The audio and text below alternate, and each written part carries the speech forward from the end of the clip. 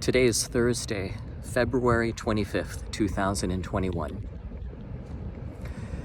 I am making this video log from Isle of Palms Beach in Mount Pleasant, South Carolina. And I felt strongly led to come here today because of something that I did in the past. 31 years ago, when I was terminally ill with stage 4 Hodgkin's disease, I had 7 days to live. The reason that number is so firm and certain is that I had agreed to go through a procedure that I knew was going to kill me. Now consider, I had been going through a 3-year at that time, 3 years at that point, a 3-year battle of cancer. And my doctor said that there was no longer any hope. I was put in hospice care, and I was suffering quite a bit. I had a blood clot that was several inches long, and my left leg was inflamed.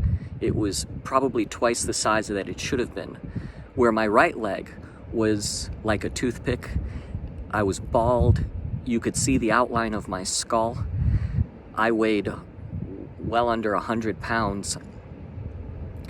My spleen was enlarged because the cancer had gotten to it and other organs were compromised. I was needing to have my lungs drained on a regular schedule to keep from drowning from the liquids that were accumulating. And my mother was suffering as she was watching me go through this.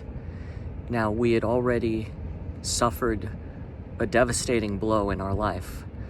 My only sibling, an older sister, she was brutally murdered. And it's what led to my cancer. The anger and the rage that I experienced ate me up from inside. And ultimately my system shut down and disease entered. All of that anger and hatred consumed me. And it produced cancer in my life. Deadly cancer. And so, as much as it pained me to see my mom lose her last and only child, I thought it would be more merciful for me to go suddenly. So I had agreed to undergo a bone marrow transplant. I knew it would kill me. There was never a doubt that it would kill me because I had a fraction of a dose as an experiment to see how I would tolerate it. And that practically killed me. So the full dose was definitely going to kill me, and my thoughts were that perhaps by submitting to this, I can die quickly and it would be less painful on everyone instead of dragging out my death anymore. Well, I had set the appointment for that date, and I had just 1 week left to live. Imagine having the certainty that you only have 1 week left to live. What I did with that week is I stopped to take in everything that I've ever taken for granted. So I stopped, as I'm doing now, and I took in fresh air in my lungs. And I didn't just let it fill my lungs. I tasted it. I savored it. I listened to the sounds around me. I quieted the noise in my head. I stopped all conversation inside, and I listened to the sounds of nature, of God's creation.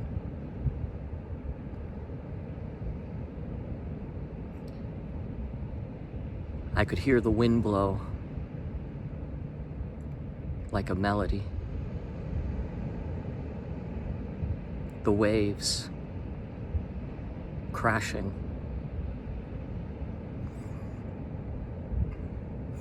I could feel the sun on my face. Lights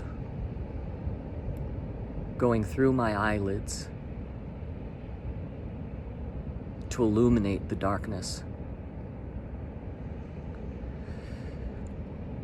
I allowed the wind to caress me instead of just discarding it and ignoring it.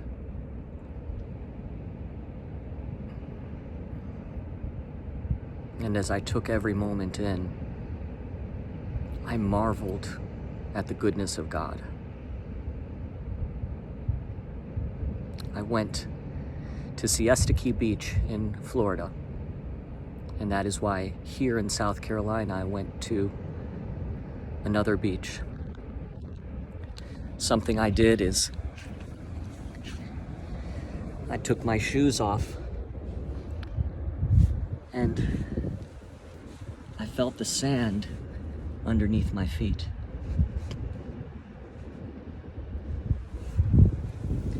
I let it go through my toes.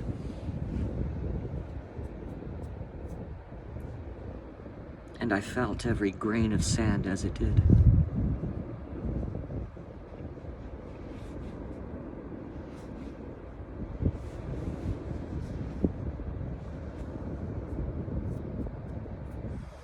All the textures of every granule going through my toes.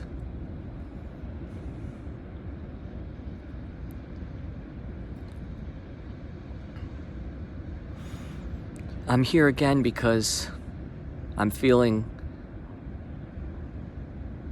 the need to stop and savor the moments. Not because I sense impending doom, but rather because I cannot allow the madness, the chaos of the circumstances to keep me from appreciating this life and all that God has given me. This beautiful tapestry around me, all these hues of amazing color. I remember looking around and seeing ants marching in order, and it made me weep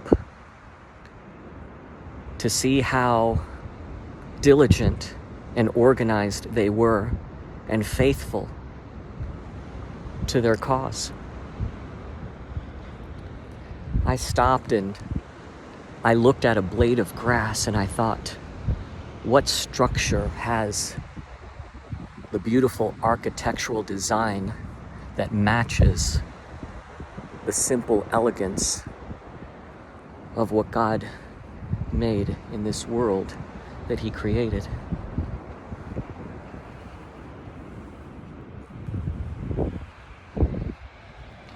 This leaf that I just picked up,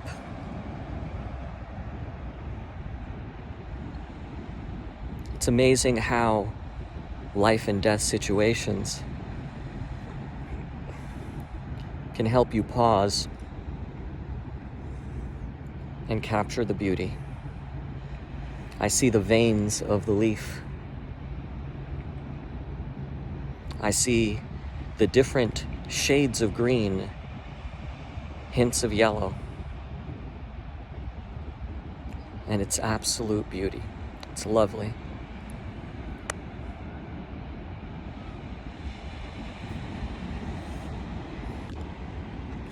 I'm thinking about that verse where Jesus said, "See the lilies in the field. Not even Solomon was clothed like one of these." All around us, there is incredible beauty if we stop and appreciate it. And as we do, it is reasonable to give glory to God, the creator of all things.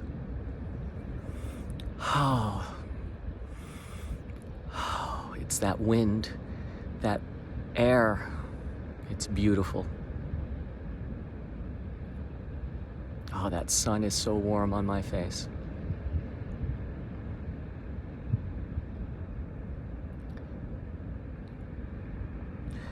"31 years ago, I did this when I had 7 days to live.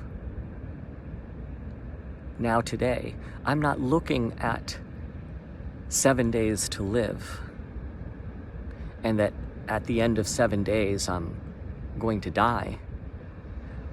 I'm looking at, I have 7 days, a week from today is that community prayer service, to anticipate and welcome a miracle from God. And let me say that I've already experienced miracles from God. We've had so many calls, texts, and messages, and as I look at my messages, I'll see a name and immediately start to cry because it's somebody that I love, that I don't get to see often. And then I read these words of how they think that they say that I've touched their lives, and they're expressing their gratitude. And meanwhile, my mind is replaying all these incredible memories of what times we enjoyed. Even today, I shared one of them with Serena, a dear friend that lived with us for a short while. Wrote something just so beautiful and precious, and it made me relive some of the greatest memories when we were in her company. She now lives in another country, has a family, doing very well. And we are so honored to have been a part of her life, and so grateful for her kind words of thanks and reflection. I find myself right now thinking a lot about different memories, and it made me think of something else. When my mother was dying of terminal cancer, stomach cancer, I went into the house and I caught her crying, and I asked her what was wrong, and she said to me that she remembered how much I used to like watching scary movies as a child, that I was fixated with watching what was called back then the creature feature. And I wondered about that, and now I know why. It's in these states in life that you really replay everything. I'm remembering so many things from my childhood. Sleepovers with my childhood friends, camping trips with the Boy Scouts. I'm remembering getting on the Chicago Transit bus to go roller skating. I'm thinking about one of my dearest friends from Argentina and how I would embrace him and kiss his face every time I would see him. He was like a brother that I never had, you know? And the teachers, high school, my world is flashing before me. but not because it's going to end, not because I believe that it's going to end, but unfortunately, sometimes it takes these situations in life to reflect, and we need to do that. You know, I started a habit when God healed me of cancer the first time.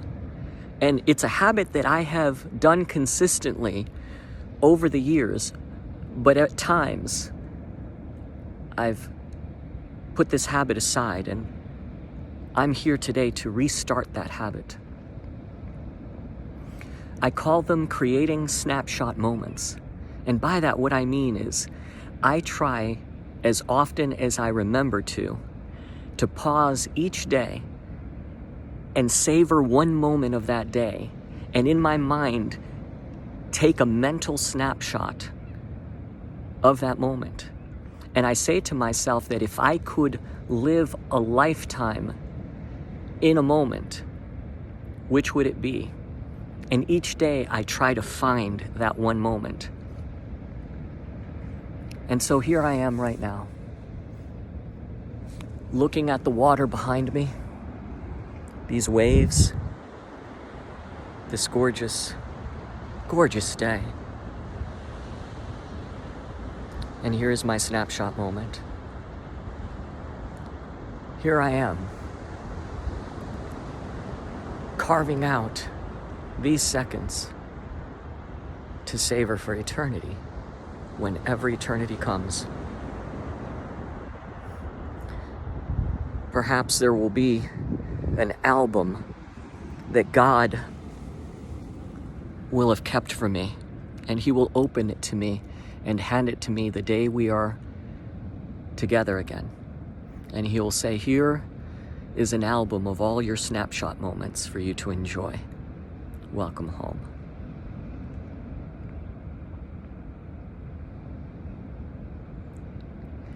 I am bursting with peace and joy and love because of everything that everyone is doing. So many people are reaching out to us in an incredible personal way. And they're praying for us because I know they're praying for us. I know they're praying for us because I feel it. It would be impossible for me to speak to you right now the way that I am if it were not for the grace of God. And you are the ones that are pleading to Him to strengthen us through this trial.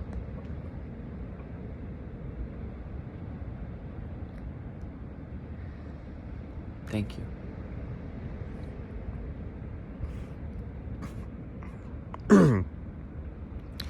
Today, as I was eating lunch, my food got lodged in my throat, and I had to get some water for it to go down. And as I did, my throat was very painful. But it was a wonderful meal. A dear neighbor brought us meals, and many neighbors have been reaching out to bring us meals. And it was delicious. Went down a little hard, but it was delicious. And I'm grateful. Today, I caught Serena crying. She had just gotten off the phone and I didn't know why she was crying. And I asked her, and she said that the benefits that she had been receiving were supposed to dry up in December. And for some unknown reason, they're now extended to August. And she broke down in tears. You see, Serena had been disabled because of a hip issue that she's been wrestling with for a long time, for years. And she was supposed to end up in a wheelchair, and the church prayed for her, and God healed her. And she's been unemployed for the last year, and for the last few months, she's been trying, now that she's well enough to work, she's been trying to find work, and it's just been an impossible task. Nobody has hired her. And I've been looking too, but Circumstances have put a halt on that. But amazing. God is providing. He's helping us. He's comforting us. He's strengthening us.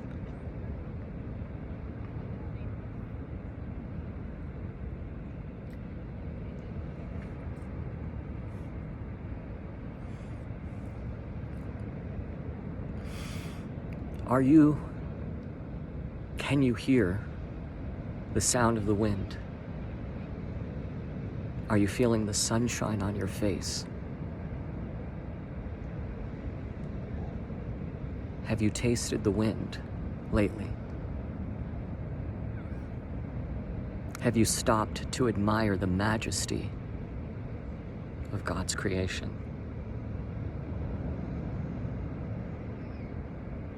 Please do so. Please do so today. There is a lot of darkness right now in the world, and to some degree, I think that's why I'm sick right now. My businesses really took a hit, and with Serena and her disability, we were going through some things, some hardships, and I was angry. I was frustrated. And then I started focusing around me on everything that was happening, and it was just filling me with such anger and rage. I allowed the darkness to consume me, and I think in no small way it has contributed to what I'm facing today. But by the grace of God, I have a reset. Instead of making the mistake of looking around at all the darkness, I'm choosing to look up at the light that overpowers the darkness.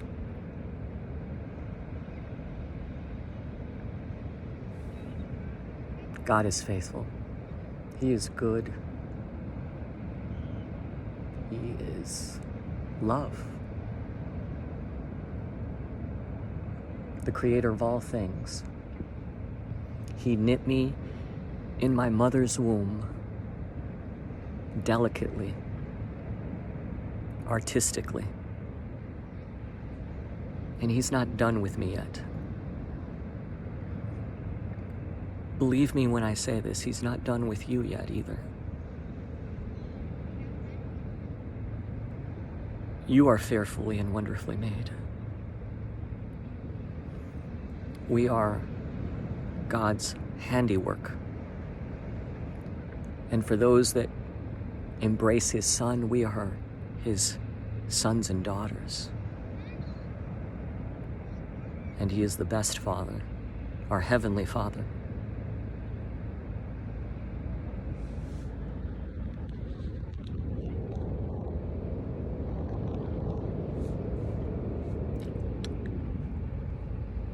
Thank you for being a part of my Snapshot Moment.